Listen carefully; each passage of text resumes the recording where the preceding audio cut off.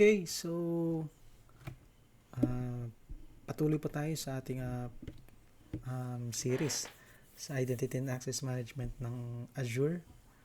Kung gusto niyo po again, take ng exam ng SC300, naway apat sabay-sabay tayo na matuto. No? And ako nga pala ay meron ng AZ-104 na certificate and renew lang ako ng renew every other 2 years. So yun, so nakaraan ay gumawa tayo ng user, no, yung pangalan si Gary Smith. Tapos tinest natin siya without any role kung kaya niyang gumawa ng application. So hindi kaya kasi wala siyang role eh. Walang role na binigay sa kanya. Tapos nung test tayo kung paano magbigay ng application role, ng role, which is yung application administrator. So yan, so pumunta tayo dito, Gary Smith user, assigned roles. Tapos meron siyang application administrator na yan. So, ayun. Ngayon, gagawin natin sa part 2 na ito is tanggalin naman natin. Paano ba magtanggal? Okay, so nakita niyo naman na. So, first step is pumunta tayo sa users. Like for example, si Gary Smith ay nag-resign na. Or di kaya sabihin natin nagpalit na siya ng role. Naging network engineer na siya, no? Hindi na siya nag-handle ng mga applications sa cloud. So, yun. So, okay, network engineer na siya. So, tagalin natin yung application role para hindi siya makagawa ng mga applications. So, ganun yung nangyari. Tagalin natin. So, ito si Gary Smith. Punta tayo sa users. All users. Search natin. Pwede natin search. Kung maraming user niyan, pwede natin search Gary Smith. Yan. So, click natin siya. So, ito yung way kung paano magtanggal ng roles. So, tayo sa assigned roles ulit. Yan. Check nyo lang. And remove assignment.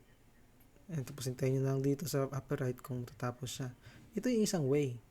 So, pangalawang way, meron din, lalo na kapag marami kayong tatanggalin sa application administrator role.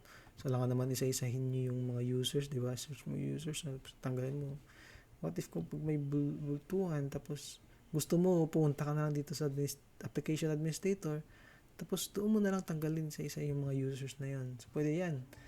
Ang way niyan is punta tayo dito sa roles and admins. Yan. So, kung makikita nyo, meron ng application administrator dito. Privilege, no? Yan. So, pag-click natin dito, makikita natin dyan yung mga list ng users kung sino-sino yung mga application administrator. So, sabihin natin, ay natanggal na si Gary Smith. Kailangan na natin hindi siya natanggalin, nagpalit na siya, naging network engineer siya, hindi na kailangan ng application management. So, tagal na natin siya yung role niya as an application administrator. So, yun. So, tapos kung meron pa mga users na need na itanggalin, so mas maganda dito na lang kayo pumunta. Meron ding way, syempre, through script. Kapag maramihan, script na lang. Pero itong more on user interface na kung paano siya gagawin sa Entra ID. Sa interface ng Entra ID. So, yun. Punta tayo sa roles and admins.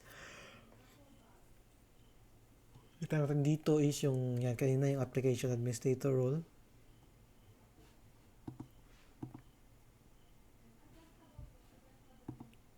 Yan. So, ito nakikita natin agad, di ba? So, pag-connect natin to, ito natin yung mga list ng users. Like, for example, si Gary Smith, si John, so, may mga request na kung sinong tanggalin sa application administrator ba. Yan. So, si Gary Smith, so ito yung another way around to remove an assignment or to add an assignment as well. Yan. So, remove natin si Gary Smith. Tapos, confirm natin kung makagawa pa siya ng application, no? So, wala na. Hintayin na tayo unti. Pwede na siguro yan. Tapos, punta tayo dun sa Entra ID. So, nakalagin na si Gary Smith dito, no? Refresh na lang natin para hindi tayo mahirapan kasi mag-MFA pa tayo ulit eh. Siguro moving forward sa ating mga tutorial, meron tayong mga pag-setup ng MFA, ganun, SSO. So, tayo natin mga dito. Basic lang mga ginagawa natin. So, Gary Smith, hindi na siya, wala na siyang role. Okay. Tapos, yan. So, test natin ngayon si Gary Smith. Since wala na siyang role, test natin ulit siya kung kaya niya pa gumawa ng application. So, punta tayo Enterprise Apps. Ayan. Tapos, new application. Yan, grayed out na.